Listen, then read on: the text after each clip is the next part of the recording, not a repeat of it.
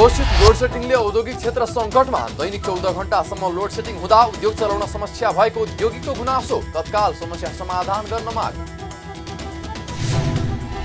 सरकारद्वारा आजदेखि लागू हुने गरी अन्तरप्रदेश चल्ने सार्वजनिक यातायातको भाडामा वृद्धि। पेट्रोलियम पदार्थको बिक्री वितरण सहज गर्ने सहमति भए पनि उपभोक्तालाई भने अझै शास्ति। र दक्षिणी छिमेकी भारतको 3 दिने राजकीय भ्रमणमा निस्कनु भएका प्रधानमन्त्री देउबा सहितको प्रतिनिधिमण्डलको शुक्रबार बेलुकी स्वदेश फिर्ता। भ्रमण फलदायी भएको दाबी। हामी छौं पल पल तपाईसँग, हिमाल पहाड तराईसँग, साथ छ हाम्रो बढ्ने कदमलाई। सलाम छ ती पोरखी हातहरूलाई, जिन्दगी सजाइदिन्छौँ हामी, हर सासको साथी बन्छौँ हामी। सुरक्षा अनि समृद्धि प्राण छ हाम्रो, हर आफू पनि बचौं, अरूलाई पनि बचाऊ। आजै नेपाल लाइफमा जीवन बिमा गरौँ। हामी हौ नेपाल लाइफ। नेपाल लाइफ, किनकि जीवन अमूल्य छ।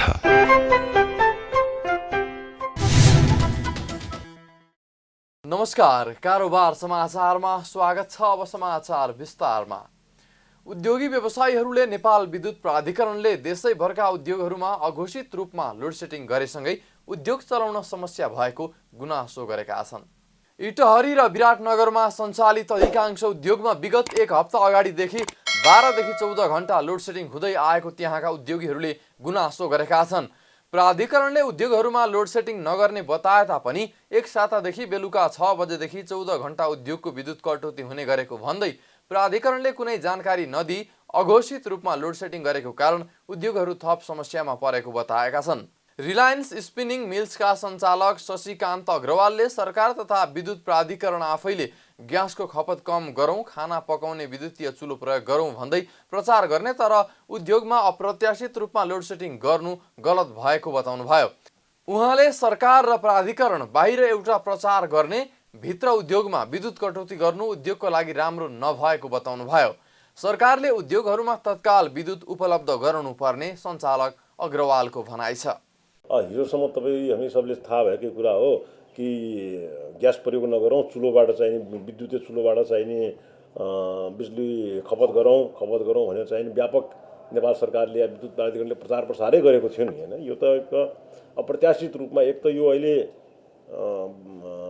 मतलब यो बर्सात सुरु हुन भन्दा पहिले र जाडोपछि खपत ठ्याक्कै बढ्ने, गर्मी चाहिने हुने, अनि नदीमा पानी कम्ती हुने, यो मोस्ट क्रुसियल चाहिने टाइम हाइड्रो पावरको नेपालमा यही हो। र यही टाइममा जुन युक्रेनको वार भयो त्यसकारण चाहिँ इन्डियामा कोल इम्पोर्ट भएन। हेर्नुहोस्, अब इन्डियामाबाट हामीले पावर लिइरहेको छौँ हाम्रो आफ्नो घट्ने गर्मीमा, अनि यो त एउटा अप्रत्याशित रूपमा समस्या आयो नि। यो समस्या त अब प्लान्ट त अब चालु हुन्छ 6 महिना लाग्छ, 1 वर्ष लाग्छ हैन। अब यस्तो टेम्परेरी फेजले चाहिने हामी भोलि चाहिने कुनै पनि काम गर्नेलाई हामी ब्याकफुट लियो भने त त्यो काम कहिले पनि हुँदैन कि। यो चल्दै गर्छ, हामी चलाउँदै गर्छौँ। यस्तै रिलायन्स स्पिनिङ मिल्सका व्यवस्थापक महेश कुमार पोखरेलले उद्योगमा लामो समयदेखि विद्युत आपूर्तिमा पटक पटक न्यून पावर ट्रिपिङ तथा विद्युतको भोल्टेजका कारण उत्पादनमा समस्या आउने गरेको भन्दै 14 घण्टा लोडसेडिङ हुँदा उद्योग सञ्चालनमा थप समस्या पैदा भएको गुनासो गर्नुभयो। उहाँले सम्बन्धित निकायमा लोडसेडिङ तथा न्यून पावर भोल्टेजको समस्या राख्दा अहिलेसम्म पनि सुनवाई नभएको उल्लेख पनि गर्नुभयो। यस्तै उद्योगमा विगतमा जडान गरिएका जेनेरेटर तथा डिजेलको व्यवस्थापन लोडसेडिङ अन्त्यपछि त्यत्तिकै भएकाले तत्काल सञ्चालनमा ल्याउन नसक्ने अवस्थामा रहेको जानकारी समेत गराउनुभयो। कुनै जानकारी छैन, कुनै शेड्युल छैन, ढ्याक्कैसँगले लगभग बेलुकादेखि पावर कट गर्न सुरु भयो। कुलमान्जीले त लगभग यहाँको अगाडि भन्नुभयो होला अबदेखि हामी लोडसेडिङ हामी गर्दैनौँ, लगभग जे हुनु भइहाल्यो, लागत दिन्छु भन्नुभयो। तर त्यो सेकेन्डदेखि जस्ता तस्तै कुनै इम्प्रुभमेन्ट भएको छैन। र उद्योगमा बस्ने यो आवश्यक बस्ने श्रमिकको लागि भनेर निश्चित एमपिएल लाइटिङ लोड भनेर पनि दिएको थियो अस्ति। हिजो त्यो पनि कडप छ, त्यो पनि छैन। अब जबकि हाम्रो कुनै यो डिजी जेनरेटरको तयारी पनि छैन, जबकि हामीसँग छन्, अब यसको लागि तयारी हुनुपर्यो नि। यो अपरेसन गर्नको लागि, चलाउनको लागि यो रिपेयरिङ पार्ट्सको पुऱ्याउँछ, डिजलको स्टकको आउँछ, त्यो पनि छैन। लागत आफ्नो छँदैछ। मतलब जिम्मेवारी निकालेर कसैले हामीले भएन भन्नु खोजेको यो चिज चाहिँ। अब भोलि त्यो ठाउँमा बस्ने मान्छेले बत्ती पानी पाएनन्, पङ्खा चलाउन पाएनन् भने त बडो गाह्रो हुने स्थिति छ, हाहाकारै हुन्छ। यता विराटनगरमा सञ्चालित शिवम प्लास्टिक उद्योगका सञ्चालक निखिल अग्रवालले बैंकको ब्याज ढुवानीको लागत बढ्दै गएको अवस्थामा प्राधिकरणले उद्योगहरूमा 14 घण्टासम्म लोड सेडिङ गर्नु गलत भएको बताउनु भएको छ। उहाँले 14 घण्टा उद्योगहरूले लोड सेडिङ भोग्नु पर्दा उद्योग नै बन्द गर्नुपर्ने अवस्था आउने बताउनु भयो। उहाँले विद्युत प्राधिकरण आफै उद्योगीलाई ठुला ठुला उद्योग ल्याउनुस्, जति पनि विद्युत दिन तयार छौं भन्ने, तर प्राधिकरण आफै 12 देखि 14 घण्टा लोड सेडिङ गर्ने कुरा व्यवहारिक नभएको पनि बताउनु भयो। यो बिजुलीको कटौती गरेको कुरा मिठो छैन। एक ठाउँमा विद्युत प्राधिकरणले भन्ने उद्योगीहरूलाई ठुला ठुलो उद्योग ल्याउनुस्, फालाफाल बिजुली छ, तपाईहरुले जति बिजुली चाहिन्छ हामी दिने। अर्को पटकमा भन्ने 12 देखि 14 घण्टा लोड सेडिङ हुने। ठीक छ, लोड सेडिङ हुने मेबी कुनै बाध्यता होला, तर त्यसको कुनै कन्टिन्जेन्सी प्लान त हुनु पर्यो नि। बैंकको ब्याज छन्, कामदारको स्यालेरी छन्, प्रोडक्सन छन्, कच्चा पदार्थ त्यतिकै प्रोडक्सन जति क्षमता छ त्यही अनुसारले झिकाएका छन्। अब 50% प्रोडक्सन काट्नु पर्यो भने त्यो कच्चा पदार्थलाई राखेर के गर्ने? अहिले देशैभरिका उद्योगीहरूले उद्योगमा पूर्व जानकारी बिना 14 घण्टा लोड सेडिङ भएको भन्दै विरोध जनाइरहेका छन्। उद्योगीहरूले ठूला उद्योगलाई नियमित बिजुली उपलब्ध गराउन नसके प्राधिकरणले लोड सेडिङ तालिका सार्वजनिक गर्नुपर्ने माग समेत गरिसकेका छन्। बाँकेको जानकी गाउँपालिकाको पशु हाट बजारमा गोरु पाइन छोडेको छ। हाट बजारमा छिमेकी जिल्ला बर्दिया, सुर्खेत, दाङ, कैलाली र काठमाडौँबाट समेत व्यापारीहरू पशु किनमेल गर्नका लागि आउने गरे पनि पछिल्लो समय रागा र भैँसी मात्रै बजारमा भेटिन थालेका हुन्। पहिला रागा, भैँसी र गोरु बराबरको संख्यामा बजारमा देखा परे पनि अहिले 2-3 वर्षको अन्तरमा गोरुको संख्या बजारमा शून्य भएको स्थानीय व्यापारीहरू बताउँछन्। 2045 सालदेखि जानकी गाउँपालिका वडा नम्बर 3 को रमवापुरमा पशु हाट बजार लाग्दै आएको छ।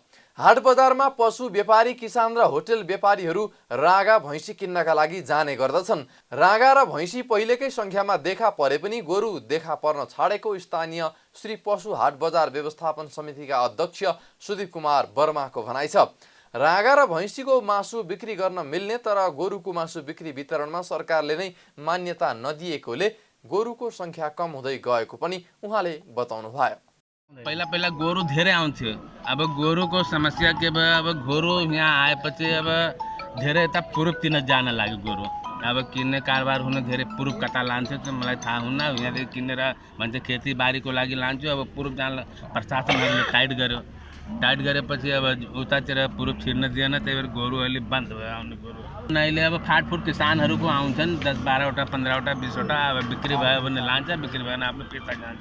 पहिला त धेरै आउँथ्यो, चाहे 200, 300, 500, 1000 जति यहाँ पुग्थ्यो गोरुको प्याक ठुलो। अब त गोरु आउन त्यति बेला त। यता स्थानीय पशु व्यापारी अमिरखा सोनकरले पहिला सर्लाहीदेखि व्यापारीहरू गोरु किन्न आउने गरेको भए पनि अहिले आउन छाडेको बताउनु भयो।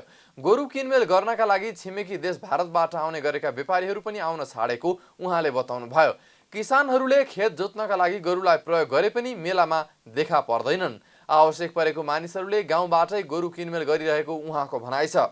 गोरु बिक्री हुन छोडेपछि बेच्न ल्याउने मानिसहरूले आसपासमै छोडेर जाने गरेको पनि उहाँले बताउनु भयो। गोरु जिकाप जोते वाले हैं तो गांव देहात में खोज खाज के ले लेते हैं। जैसे बहुत जने पाले हैं गांव में, तो हमार काम लाग तो हम गाँव घर में खोज खाज ले लिया। मेला लगते नहीं है गोरु के, यहाँ गोरु वहीं नहीं देते हैं। गोरु मेला में आवत है, लटर पटर गोरु न चले वाले हैं छोड़ देते हैं, बारी चरत हैं। लगभग 1.5-2 साल पुग्न लाग्यो गोरु नहीं आउ देते मेलै में।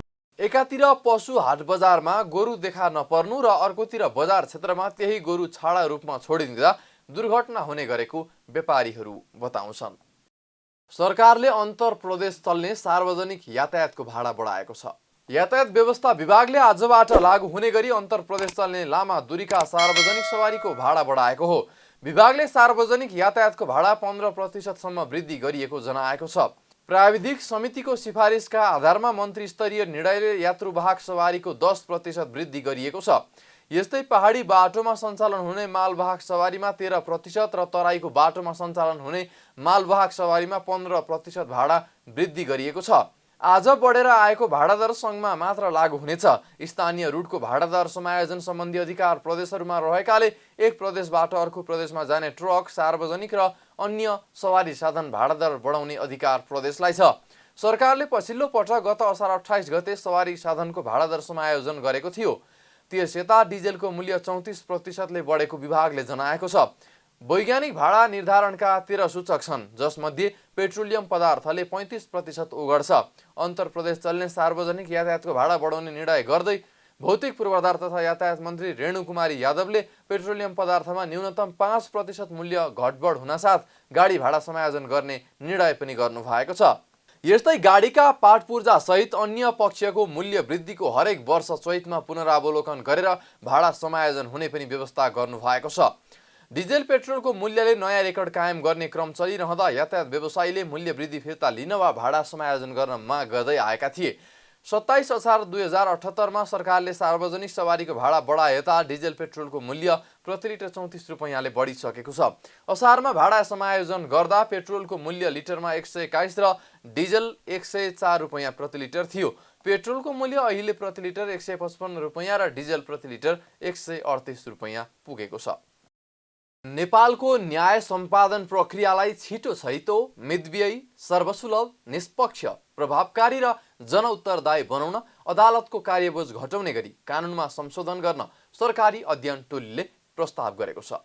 कानुन, न्याय तथा संसदीय मामिला मन्त्रालयले गठन गरेको अध्ययन समितिले नेपालको संविधान अनुसार न्याय सम्पादन प्रक्रियालाई छिटो छरितो, मितव्ययी, सर्वसुलभ, अनुमान योग्य, निष्पक्ष, प्रभावकारी र जनउत्तरदायी बनाउन अदालतको कार्यबोझ घटाउने गरी कानुनमा संशोधन गर्ने प्रस्ताव गरेको हो। कानुन, न्याय तथा संसदीय मामिला मन्त्री दिलेन्द्र प्रसाद बडुले न्याय प्रशासनसँग सम्बन्धित प्रचलित कानुनमा गर्नुपर्ने आवश्यक सुधारको मस्यौदा पेश गर्न अध्ययन समिति गठन गर्नुभएको थियो। समितिले अदालतको कार्यबोझ घटाउने केही मुद्दाहरूमा पुनरावेदन नै गर्न अंकुश लगाउने खालका सुझाव समेत दिएको छ। समितिको अध्ययन प्रतिवेदन बुझ्दै मन्त्री बडुले न्याय माग्न अदालत पुगेका पीडितले निश्चित समय अवधिभित्र न्याय पाइसक्ने कानुनी व्यवस्था हुनुपर्ने बताउनुभयो। उहाँले पीडितलाई छिटै न्याय दिने सन्दर्भमा विद्यमान कानुन संशोधन गर्नुपर्ने निष्कर्ष सरकारको रहेको उल्लेख पनि गर्नुभयो। समयमा अनुमान गर्न सक्ने एउटा मुद्दा यदि अदालतमा न्यायका निमित्त दर्ता गरिन्छ भने त्यसले प्रक्रियामा कति समय लगाउने त? प्रक्रियामा सुनवाईमा कति समय लगाउँछ र फैसला कहिले हुन्छ भन्ने कुराको अनुमान योग्य अवस्था बन्नुपर्छ। कति वर्ष लाग्छ, कति दिन लाग्छ, यस सन्दर्भमा यो पनि हामीले यो अपेक्षा गरेका छौँ। यो स्थिति पनि बन्नुपर्छ। अदालतमा जाने न्याय माग्नेले म यति बेला न्याय मागिहाल्छु, पाइहाल्छु भन्ने अवस्था बन्यो भने त न्याय जानेको कुराको अर्थ रह्यो र त्यो ठिक समयमा भयो भने अदालतका प्रति थप विश्वास, थप जनआस्था बढ्छ। त्यो आजको आवश्यकता पनि भइरहेको छ। त्यसकारणले यो अवस्थाको सृजना गर्नका निमित्त पनि हामीले केही व्यवस्था अब अहिलेको विद्यमान कानुनमा हामीले संशोधन गर्नुपर्छ भन्ने निष्कर्षमा हामी पुगेका छौँ। मन्त्री बडुले सर्वोच्च अदालतमा मुद्दाको चाप घटाउनु पर्नेमा समेत जोड दिनुभयो। जिल्ला अदालतबाटै हुने कामका लागि उच्च अदालत अथवा सर्वोच्च अदालतमा जानु नहुने भन्दै कतिपय विषयमा उच्च अदालतले नै अन्तिम फैसला गर्न सक्ने अधिकार दिएको भए पनि सो अधिकारको उपयोग हुन नसकेको जिकिर समेत गर्नुभयो। यतातिर र यसलाई अझ थप अधिकार दिने हो भने धेरैजसो मुद्दाहरू जिल्ला अदालत र उच्चमा आउँछ, पुनरावेदन एक तहमाथि आउँछ र त्यही टुङ्गिन्छ, अन्तिम फैसला हुन्छ, सर्वोच्चमा आइरहनु पर्दैन। त्यसरी हामीले संशोधन गरिदिएका छौँ। कति लागतसम्मको, कति बिगोसम्मको जरिमाना हुने, कति वर्ष कैद हुने जस्ता मुद्दाहरूको वर्गीकरण गरेर ती मुद्दाहरूलाई हामीले तल नै अन्तिम फैसला हुने हो भने यहाँ धाइरहनु पर्ने, यहाँको बोझ घट्ने भयो नि त, सर्वोच्चको बोझ घट्ने भयो। यो जम्मै यहाँ लिइरहने र सङ्ख्या बढाइरहने प्रवृत्ति पनि देखियो। भएकै कानुन पनि लागू नभएको अवस्था पनि देखियो। हाल वार्षिक रूपमा सर्वोच्च अदालतमा प्रति इजलास 3347, उच्च अदालतमा प्रति इजलास 706 र जिल्ला अदालतमा प्रति इजलास 743 वटा मुद्दाको कार्यबोझ छ। मन्त्रालयले भने सर्वोच्च अदालतमा सबैभन्दा धेरै मुद्दा रहेको भन्दै त्यस्तो मुद्दाको संख्या घटाउन मुद्दा दर्तामै रोक लगाउने गरी कानुन संशोधनको प्रस्ताव अघि सारेको छ। साताको पहिलो दिन पनि शेयर बजार मापन गर्ने नेप्से परिसूचक र कारोबार रकम दुवैमा भारी गिरावट आएको छ। आइतबार नेप्से परिसूचक 30.89 अङ्कले घटेको छ भने कारोबार रकम पनि 1 अर्ब 46 करोड रुपैयाँमा सीमित भएको छ। साताको अन्तिम कारोबारको दिन बिहिबार 1 अर्ब 89 करोड रुपैयाँको सेयर किनबेच भएकोमा आज कारोबार रकम 1 अर्ब 46 करोड 60 लाख रुपैयाँमा सीमित भएको छ। लगातार एक साताको गिरावटपछि बुधबार 40 अङ्कमाथि उक्लिएको सेयर बजारमा साताको अन्तिम दिन पुनः 23.95 अङ्कले घटेको थियो। आज जम्मा 28,113 कारोबारबाट 225 कम्पनीको जम्मा 32,53,000 किता सेयर मात्रै किनबेच भएको नेपाल स्टक एक्सचेन्जले जनाएको छ। परिसूचक दोहोरो अङ्कले घट्दा कारोबारमा आएका अधिकांश उपसूचक ओह्रालो लागेका छन्। अन्य उपसमूह सबैभन्दा धेरै 3.13% घटेको छ। 1% अधिक घटेका विकास बैङ्क, वित्त, जलविद्युत, लगानी, जीवन बिमा, लघुवित्त, निर्जीवन बिमा र व्यापार उपसमूह रहेका छन्। सामूहिक लगानी कोष उपसमूहमा भने कुनै प्रकारको उतार चढाव देखिएन। आज कुनै पनि कम्पनीको 10 करोड रुपैयाँ माथिको कारोबार हुन सकेन। सूर्य लाइफ इन्सुरेन्सको सर्वाधिक 9 करोड 72 लाख रुपैयाँ बराबरको सेयर कारोबार भएको छ। आज इमर्जिङ नेपाल, राष्ट्र उत्थान लघुवित्त र नेस्डो समृद्ध लघुवित्तको सेयर मूल्यमा सकारात्मक सर्किट लागेको छ। भारतको 3 दिने राजकीय भ्रमण पूरा गरी प्रधानमन्त्री शेरबहादुर देउबा स्वदेश फिर्ता हुनु भएको छ। पत्नी आरजु देउबा र 4 मन्त्री सहित 50 सदस्यीय प्रतिनिधि मण्डललाई साथ लिएर गत शुक्रबार 3 दिने राजकीय भ्रमणका लागि दक्षिणी छिमेकी भारत निस्किनु भएका प्रधानमन्त्री देउबा शुक्रबार बेलुकी स्वदेश फिर्ता हुनु भएको हो। उहाँ सहितको टोली गत शुक्रबार भारत निस्किनु भएको थियो। प्रधानमन्त्री देउबाको भारत भ्रमणको दोस्रो दिन विभिन्न 4वटा सम्झौता समेत भएको छ। नयाँ दिल्ली स्थित हैदराबाद हाउस प्रधानमन्त्री देउबा र भारतीय समकक्षी नरेन्द्र मोदी बीच भएको भेटवार्तापछि बसेको प्रतिनिधिमण्डलको द्विपक्षीय वार्तामा नेपाल र भारत बीच अन्तर्राष्ट्रिय सोलर एलायन्स, रेलवे सम्बन्धी प्राविधिक सहयोग, पेट्रोलियम पदार्थ आपूर्ति र नेपाल आयल निगम र भारतीय आयल कर्पोरेसन बीच प्राविधिक विज्ञता आदान प्रदान सम्बन्धी सम्झौता भएका छन्। रेलवे सम्बन्धी प्राविधिक सहयोग सम्झौता अनुसार नेपालमा दक्ष रेलवे जनशक्तिको उत्पादन, विकास र सशक्तिकरणका लागि भारतले सघाउने भएको छ भने नेपाल आयल निगम र इन्डियन आयल कर्पोरेसन IOC बीच 5 वर्षका लागि इन्धन कारोबार गर्ने सम्झौता पनि भएको छ। भ्रमणमा नेपाल र भारतले ऊर्जा क्षेत्रमा सहकार्यका लागि शनिबार संयुक्त वक्तव्य पनि जारी गरेका छन्। बहुप्रतीक्षित पञ्चेश्वर परियोजनाको विस्तृत परियोजना प्रतिवेदन चाँडै टुङ्गो लगाउन दुवै देश तयार भएको संयुक्त वक्तव्यमा उल्लेख छ। यस्तै BBIN फ्रेमवर्कभित्र ऊर्जा सहकार्य सुदृढ गर्न पनि दुई देशका प्रधानमन्त्रीबीच सहमति भएको वक्तव्यमा उल्लेख छ। यसका साथै प्रधानमन्त्री देउबा र भारतीय समकक्षी मोदीले संयुक्त रूपमा शनिबार नै नयाँ दिल्ली स्थित हैदराबाद हाउसबाट हरियो झण्डा देखाएर नेपाल रेल सेवाको उद्घाटन पनि गर्नुभयो। उद्घाटन लगत्तै जयनगरबाट कुर्थाका लागि नेपाली रेल गुडेको थियो।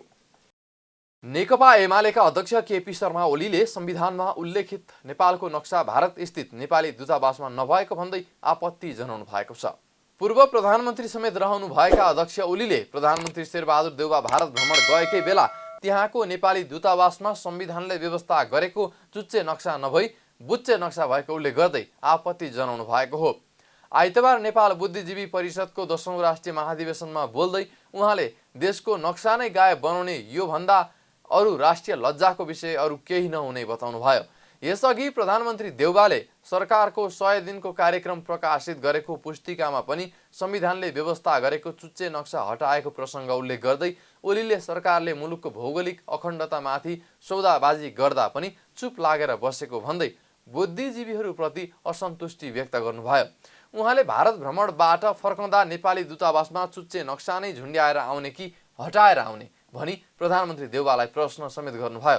विगतमा कुनै पनि सरकारले आँट नगरेको विषय नेपालको भूमि समेटेर बनाइएको चुच्चे नक्सा 5 दलीय देशद्रोही गठबन्धन सरकारले हटाएको आरोप समेत उहाँले लगाउनुभयो। सम्माननीय प्रधानमन्त्रीले प्रकाशित गरेको सरकारको 100 दिनमा चुच्चे नक्सा के यो साधारण कुरा हो? भौगोलिक अखण्डता प्रतिको खेलबाड यो के साधारण कुरा हो? हिजो मात्रै नेपालको भारत दिल्ली स्थित राजदूतावासमा टाँगिएको फोटो त्यहाँ नेपालको नक्सा बुच्चे नक्सा राखिएको छ, चुच्चे नक्सा हटाइएको छ। यो भन्दा राष्ट्रिय दलाली, यो भन्दा राष्ट्रको गौरव न्यूराउने, शेर न्यूराउने, यो भन्दा लज्जाजनक कुरा के हो? मैले शेरबहादुर सोधेका थिएँ किन जानुभएको शेरबहादुरजी दिल्ली फर्केर आएपछि सोध्दा यही राष्ट्रिय व्यवधानका लागि जानुभएको हो उहाँ दिल्ली केका लागि जानुभयो फर्किनुभन्दा अगाडि दिल्ली दूतावासमा हाम्रो संविधानले भनेको नक्सा हाम्रो सरकारले बनाएर संविधान संशोधन गरेर राखेको नक्सा त्यो नक्सा झुन्ड्याएर फर्किनुहुन्छ कि हटाएर फर्किनुहुन्छ शेरबहादुरजी चुच्चे नक्सा खोइ शेरबहादुरलाई सोध्नुपर्ने 5 दलीय गठबन्धनका देशद्रोहीहरूलाई सोध्नुपर्ने कुरा के हो भने चुच्चे नक्सा ओलीले आफ्नै पार्टीको सरकार हटाएर काङ्ग्रेसको पछि लागेको भन्दै प्रचण्ड र माधव नेपालहरूलाई कटाक्ष पनि गर्नुभयो। यस्तै उहाँले वर्तमान सरकारले मुलुकको अर्थतन्त्र ध्वस्त बनाएको दाबी समेत गर्नुभयो। सञ्चार तथा सूचना प्रविधि मन्त्री ज्ञानेन्द्र बहादुर कार्कीले देशले भोग्दै आएको प्रविधिको रूपान्तरण र आर्थिक समस्याबारे सरकार जानकार रहेको बताउनु भएको छ। मन्त्री कार्कीले प्रविधिको विकास, रूपान्तरण र मल्टिमिडियाको आवश्यकता अनुसार अझै परिमार्जित ढङ्गले अघि बढ्न रेडियो नेपाललाई आग्रह समेत गर्नुभयो। रेडियो नेपालको 72औं वार्षिक उत्सवको अवसर पारेर आइतबार सिंहदरबारमा आयोजित समारोहमा बोल्दै उहाँले देशको सबै भूभागमा रेडियो नेपालको पहुँच पुर्याउन जरुरी रहेको पनि बताउनुभयो। उहाँले रेडियो नेपाललाई बदलिँदो परिवेश र त्यसले निम्ति आएको प्रतिस्पर्धामा खरो ढङ्गले उत्रन पनि आग्रह गर्नुभयो। मन्त्री कार्कीले राष्ट्रिय प्रसारण संस्था हुनुको नाताले रेडियो नेपालले राष्ट्रिय दायित्वलाई समेत हेरेर काम गर्नुपर्ने स्पष्ट पार्नुभयो। यसले भोग्दै आएको प्रविधिको रूपान्तरण र आर्थिक समस्याको विषयमा सञ्चार तथा सूचना प्रविधि मन्त्रालय जानकार छ। प्रविधिको विकास, रूपान्तरण र मल्टिमिडियाको युगको आवश्यकता अनुरूप यसलाई अझै धेरै ढङ्गले परिमार्जन गर्न जरुरी छ। यसका लागि हर तरहले सघाउन र राष्ट्रको यस धरोहरलाई नयाँ उचाइमा लैजान मन्त्रालय तयार छ। यसको सफलताको निमित्त रेडियो नेपालका सबै सञ्चारकर्मी, प्राविधिक र अन्य कर्मचारी तथा व्यवस्थापनको भूमिकामा पनि त्यत्तिकै महत्त्वपूर्ण हुन्छ। यी सबै कार्यका लागि सफलता मिलोस् भन्ने शुभकामना पनि व्यक्त गर्दछु। मन्त्री कार्कीले राष्ट्रको धरोहरको रूपमा रहेको रेडियो नेपाललाई थप उचाइमा लैजान सरकार लागि परेको उल्लेख गर्दै यसमा रेडियो नेपालमा आबद्ध सबै सञ्चारकर्मी, प्राविधिक र व्यवस्थापकहरूले पनि उत्तिकै महत्त्वपूर्ण भूमिका निर्वाह गर्ने विश्वास समेत व्यक्त गर्नुभयो। कारोबार समाचारमा अब सुन चाँदी र विदेशी विनिमय दर सम्बन्धी जानकारी।